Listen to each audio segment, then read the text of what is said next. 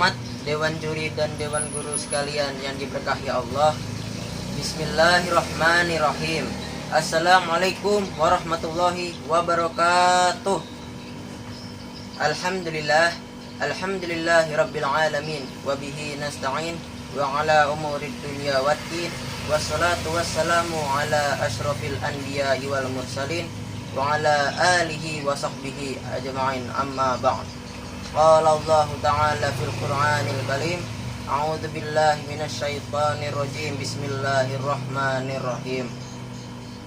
Rabbana inni askantu min dzurriyyati biwadin ghairi bi zar'in 'inda baitikal muharram. Rabbana liyuqimus sholata faj'al af'idatan minan nas tahwi ilaihim warzuqhum minats thamarati la'allahum yashkurun. Surah Ibrahim ayat 37. Para juri yang dirahmati Allah, di suasana Idul Adha ini, mari kita senantiasa selalu bersyukur atas nikmat-nikmat yang telah dikaruniakannya kepada kita semua, dengan selalu membicarakan nikmat-nikmatnya yang tak terhingga itu. Kedua kalinya salawat dan salam kita haturkan kepada contoh teladan umat manusia sekalian alam, yaitu Nabiullah Muhammad sallallahu alaihi wasallam, yang telah memberikan kita petunjuk iman dan Islam. Perkenalkan, saya Rifki Zayan Abdul Basit, kelas 9A, akan menyampaikan ulasan hikmah berjudul 4 pelajaran kisah Nabi Ibrahim alaihissalam dan pengorbanannya. 4 pelajaran kisah Nabi Ibrahim alaihissalam dan pengorbanannya. Dewan juri yang budiman, sebagaimana kita ketahui bahwa kisah Nabi Ibrahim alaihissalam dan kisah-kisah lainnya yang dimuat dalam Al-Quran sangat tepat dijadikan pelajaran bagi kita semua, khususnya dalam kehidupan bermasyarakat, berbangsa, dan bernegara. Betapa berat ujian dan cobaan yang dialami oleh Nabi Ibrahim alaihissalam. Beliau terpaksa berselisih paham dengan ayahandanya, dibakar hidup-hidup, berpisah dengan keluarganya, serta harus menyembelih anak semata wayangnya, anak yang sangat disayang. Namun dengan asas iman, tulus ikhlas, serta taat dan patuh akan perintah Allah Subhanahu wa Ta'ala, beliau akhirnya lolos dan lulus dalam melewati berbagai ujian dan cobaan tersebut. Lalu apa saja pelajaran yang dapat kita ambil dari kisah Nabi Ibrahim alaihissalam dan pengorbanannya untuk kehidupan kita sekarang ini? Pelajaran pertama, pendekatan diri demi cinta kepada Allah Subhanahu wa Ta'ala.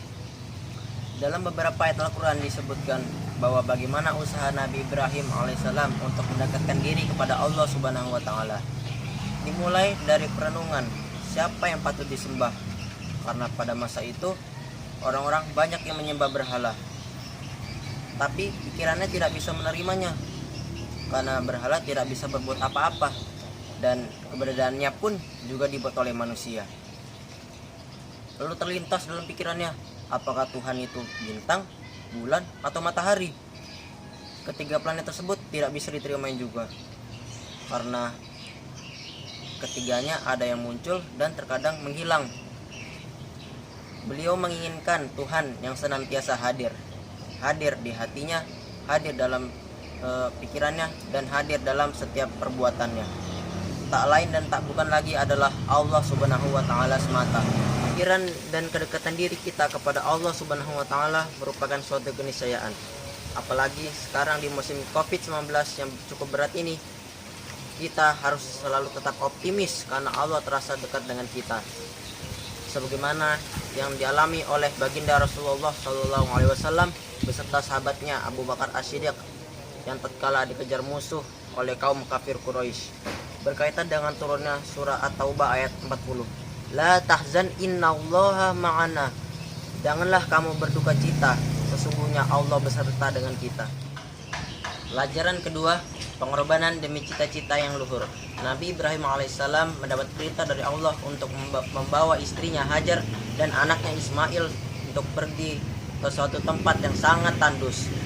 Secara naluri kebapakan tidak sampai hatinya untuk mencampakkan mereka begitu saja ke tempat yang sangat kering tersebut. Tidak ada tanaman sama sekali, tidak ada sapi yang dapat diperah susunya, dan tidak ada seorang manusia pun yang dapat dimintakan pertolongannya.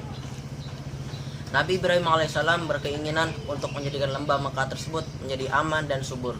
Itu menunjukkan bahwa rasa aman adalah fondasi kemakmuran bagi suatu bangsa. Sebagaimana yang tertera dalam surah Ibrahim ayat 37. Rabbana inni askantu min dzurriyyati biwadin ghairi dzi zar'in 'inda baitikal muharram. Rabbana liyuqimus sholata faj'al af'idatam minan nas tahwi ilaihim warzuqhum minat thamarati la'allahum yashkurun. Ya Tuhan kami, sesungguhnya aku telah menempatkan sebagian keturunanku di tempat yang sangat tandus tersebut, di dekat rumah Engkau yang dihormati. Ya Tuhan kami, yang demikian itu agar mereka mau mendirikan sholat, maka jadikanlah hati sebagian manusia tersebut cenderung kepada mereka, dan berikanlah rezeki kepada mereka buah-buahan, mudah-mudahan mereka mau bersyukur. Pelajaran ketiga, kurban sebagai wujud dari kepedulian kita terhadap lingkungan sekitar. Ada kalanya kita lalai bahwa ibadah tidak hanya sebatas ritual kita kepada Allah Subhanahu wa taala saja, tetapi juga kepekaan kita terhadap lingkungan sekitar. Bukankah sebaik-baiknya manusia adalah yang paling bermanfaat bagi orang lain? Di musim Covid-19 ini, banyak saudara kita yang kurang beruntung, kehilangan pekerjaan, kesusahan mencari lapangan pekerjaan, dihantui kecemasan. Maka di hari Idul Adha ini, kepedulian kita kepada sesama sebaiknya jangan terbatas pada pembagian daging kurban saja, tetapi kita juga bisa mencarikan jalan keluar bagi mereka agar mereka dapat menjalani kehidupan yang layak. Pelajaran keempat, cinta tanah air yang aman dan damai. Nabi Ibrahim alaihissalam secara jelas menyebut negeri yang aman sebanyak 2 kali dalam doanya. Itu menunjukkan bahwa Nabi Ibrahim alaihissalam merindukan negeri yang aman. Allah berfirman dalam surah Al-Baqarah ayat 126, wa id qala Ibrahimu rabbi ja'al hadza baladan aminan warzuq ahlahu minats tsamarat. Dan surah Ibrahim ayat 35, wa id qala Ibrahimu rabbi ja'al hadza balada aminah. Pada kedua ayat tersebut, Nabi Ibrahim alaihissalam sangat menginginkan negeri yang aman, tentram, makmur, dan gemah ripah loh jinawi.